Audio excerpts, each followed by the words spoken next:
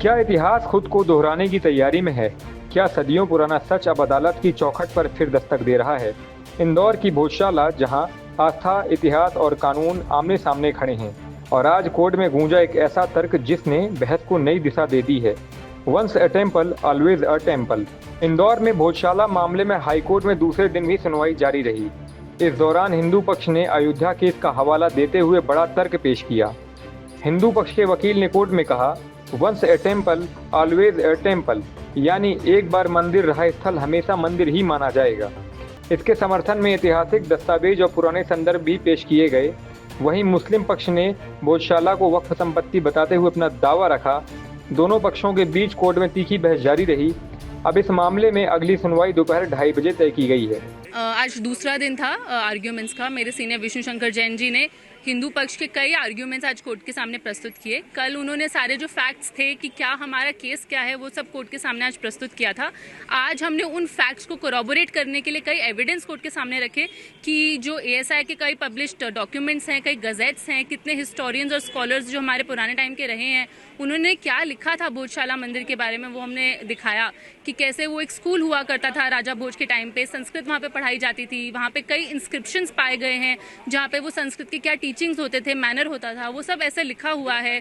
वहाँ पे एक सरस्वती जी का आइडल होता था जो अभी ब्रिटिश म्यूजियम में भी रखा हुआ है। ये सब हमने कोर्ट के सामने आज प्रस्तुत किया।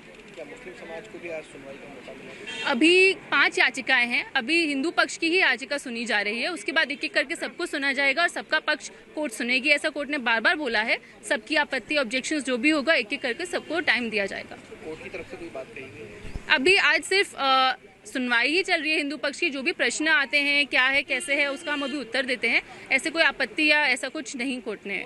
आज भी हिंदू पक्ष की ओर से हिंदू फ्रंट फॉर जस्टिस के जो मई 2022 की याचिका दायर थी उसमें सुप्रीम कोर्ट के वरिष्ठ अधिवक्ता श्री विष्णु शंकर जी जैन ने भोजशाला माँ सरस्वती का मंदिर है इसी बात को प्रमाणित करने के लिए अपने वहाँ पे तर्क रखे हैं और सप्रमाण उन्होंने कई दस्तावेज प्रस्तुत करे हैं। लगभग 6000 पेज के दस्तावेज प्रस्तुत करे हैं। कई जो शासन के गजेटर है वो वहाँ पे माननीय जज साहब के सामने उनका जो है वो उल्लेख किया है। और साथ ही साथ एक चूँकि इसमें 4 याचिका और एक प्रकरण क्लब होके चल रहा है तो उसमें भी एक आईए लगी थी जिसमें वक्फ संपत्ति को लेके भ्रामक जो है वो विषय बन रहा था, तो उसको भी उन्होंने क्लियर करा कि भोजशाला वक्फ संपत्ति नहीं है।